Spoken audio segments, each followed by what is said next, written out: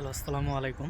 আজকে ২০২৬ সালের ৪ এপ্রিল এবং এখন সময় অলমোস্ট দুপুর ২:৩০। তো আমি আছি নিউ ইয়র্কে। তো নিউ ইয়র্কে এখন এটা একটা রেসিডেন্সিয়াল এরিয়া। তো এখানে যেটা দেখা যাচ্ছে যে কিছু কিছু বাসায় কিন্তু চেরি ব্লসম হয়েছে। চেরি গাছ ছিল, সেই চেরি গাছে চেরি ফুল ফুটেছে। ঠিক আছে, বিভিন্ন কালার হয়, গোলাপি হয়, সাদা হয়। তো আমার পেছনে এটা একটা বাসা, সেই বাড়ির মালিক উনি একটা গাছ লাগিয়েছে যেখান থেকে সাদা চেরি ফুল ফুটছে। আবার আমি যদি এখানে দেখাই, এখানে কিন্তু আহ, কিছুটা পিঙ্ক বলবো না, কিন্তু হোয়াইট প্লাস পিঙ্ক মিক্স করলে যে কালারটা হয় সেই কালারের একটা চেরি ব্লসম গাছ, তাই না? তো এরকম এখানে অনেক বাড়িতে, সব বাড়িতে নেই কিন্তু কিছু কিছু বাড়িতে এখানে কিন্তু আমি দেখতে পাচ্ছি। তো আমি দৌড়াতে বের হয়েছিলাম, তো বেশ এনজয় করলাম আর কি। সো এখানেও একটা গাছ দেখতে পাচ্ছি।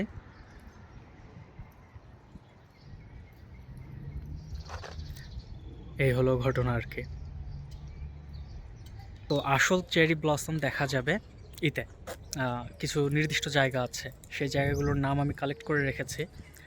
এপ্রিলের ২০ তারিখের পরে ইনশাল্লাহ আমি যাব। তো এপ্রিলের ২০ তারিখের পরে আসলে ওই জায়গাগুলো খুলে দেওয়া হবে, বা কিছু কিছু জায়গা এখনও খোলা আছে, কিন্তু ওভারঅল যেটা কথা যে এপ্রিলের ২০ তারিখ পর্যন্ত ফুলটা সুন্দর মতো ফুটবে। তো এরপরে আসলে অ্যাকচুয়াল 100% বিউটিটা দেখা যাবে। তো সব থেকে ভালো দেখা যায় ওয়াশিংটন ডিসিতে, মেরিল্যান্ডে, এবং এরপরে নিউ জার্সিতে, এবং তারপরে আমাদের এই নিউ ইয়র্কে। নিউ ইয়র্কের যে জায়গাগুলো সেগুলোতে আমি ইনশাল্লাহ যাব, দু একটা জায়গায় যেগুলো মোস্ট অ্যাট্রাকটিভ আর কি চেরি ব্লসমের জন্য। তো এটা বেশ আসলে দর্শনীয় একটা জিনিস, এটাকে ইগনোর করার কিছু নেই। যেমন বাংলাদেশে শিমুল ফুল অসাধারণ একটা জিনিস, তো জাপানে সব থেকে ভালো হয়, কিন্তু জাপান থেকে এখানে জিনিসগুলো আনা হয়েছে, এবং এখন এখানে আর কি কিছু কিছু স্টেটের মানুষ আর কি বেশি করে গাছ লাগিয়েছে, বা কিছু কিছু পার্কে ইচ্ছে করে বেশি করে গাছ লাগানো হয়েছে চেরি গাছটা। কিন্তু আহ, মানে মানুষ বাসা বাড়িতেও চাইলে লাগাতে পারে। তো পার্কগুলোতে গেলে যেটা হয় যে বেশি সুন্দর করে দেখা যায়। তো ইনশাল্লাহ আমি যাব, গেলে ছোট একটা ভিডিও মেক করে দেখানোর চেষ্টা করব। তো ঠিক আছে।